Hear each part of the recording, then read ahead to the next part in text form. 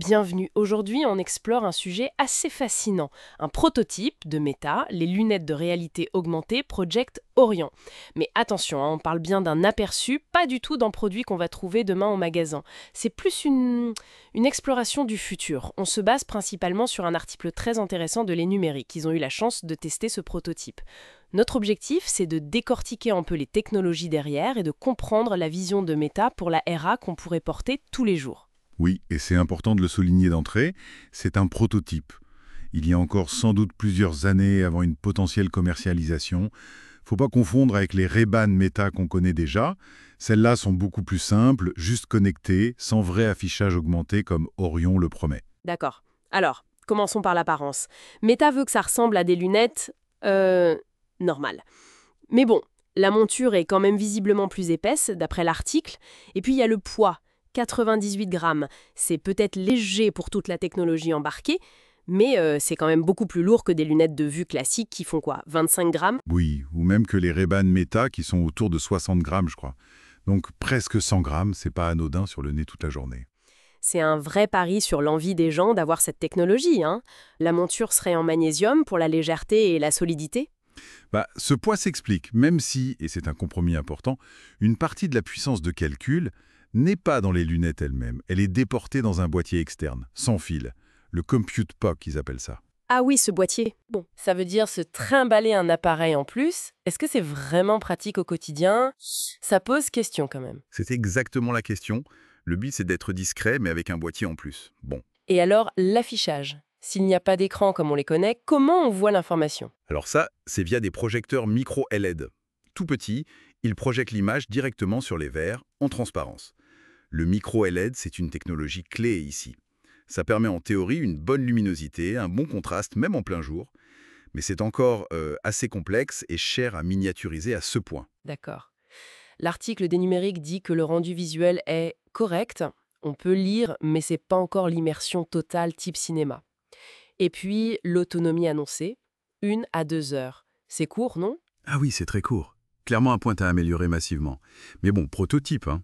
Mais il y a un autre aspect qui est peut-être le plus bluffant. C'est le contrôle. Ah oui. Fini le geste large ou les manettes. Là, ça passe par un bracelet. Un bracelet qui utilise l'électromyographie, l'EMG. C'est une technologie qui vient d'une boîte que Meta a rachetée, CTRL Labs. L'EMG. Attends, ça veut dire que ça lit les signaux des muscles? C'est ça, les tout petits signaux nerveux que le cerveau envoie au doigt, même pour des micro-mouvements, presque invisibles. Waouh! Ça a l'air fou. Contrôler une interface juste en pensant à bouger le doigt? Presque? D'après le test, une fois qu'on a fait la calibration, ça devient super intuitif. Et surtout très discret. Personne ne voit qu'on contrôle quelque chose. Exactement. On peut manipuler des fenêtres virtuelles. L'interface est basée sur Horizon OS comme les casques Quest. Elle serait assez réactive. Si c'est fiable, si ça évite les actions qu'on ne voulait pas faire, ça pourrait vraiment être une révolution pour interagir avec la technologie de manière intégrée. C'est clair. Moins d'écran à sortir, tout sous les yeux et contrôlé discrètement. Les testeurs ont vu des démos comme un petit jeu spatial, Stargazer, pour montrer la précision et aussi une intégration de Meta AI. Par exemple, l'IA pouvait regarder des ingrédients sur une table et, hop, suggérer une recette. Ah ouais, pas mal. On voit bien le lien entre la RA et l'IA qui arrive partout, un peu comme ChatGPT ou Perplexity, mais intégré à la vision. C'est ça. L'IA qui comprend le contexte autour de toi et te donne des infos. C'est fascinant et peut-être un peu flippant aussi, non? Avoir l'IA qui analyse tout ce qu'on voit. Mais bon, il y a aussi des applications plus classiques, navigateurs web, réseaux sociaux. Oui, même si apparemment on ne verrait pas son interlocuteur en appel vidéo sur les verres. Peut-être une limitation technique actuelle. Et la traduction en temps réel? Ça existe déjà sur les Ray-Ban Meta, ça sera sûrement là. Probablement. Mais il faut garder en tête que l'interface vue par les numériques était encore très basique. Peu d'applications. Logique pour un prototype. Voilà. L'expérience globale a été jugée impressionnante, comme vision du futur.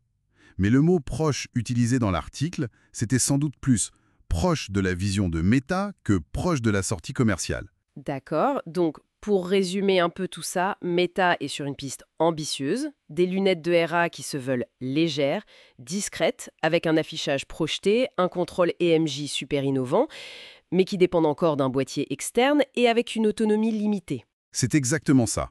Une vision qui fait rêver sur le papier, mais les défis techniques sont énormes. Miniaturisation, autonomie, puissance de calcul, la chaleur dégagée, créer tout un écosystème logiciel qui ait du sens, et puis, bien sûr, l'acceptabilité sociale. Est-ce que les gens voudront porter ça et à quel prix? Ce sont de gros inconnus. Et cette technologie EMG pour le contrôle? Oui, celle-là, il faut vraiment la suivre de près. Ça pourrait changer beaucoup de choses dans nos interactions avec le numérique. Tout à fait. Et ça m'amène à une dernière question, un peu pour la route. Si ce genre de technologie, ces lunettes RA, finissent par se généraliser, par devenir courantes, comment est-ce que cette fusion constante entre le monde réel et l'info numérique va changer notre quotidien, notre façon de travailler, d'apprendre, ou même juste nos relations avec les autres? C'est quelque chose à méditer, je trouve.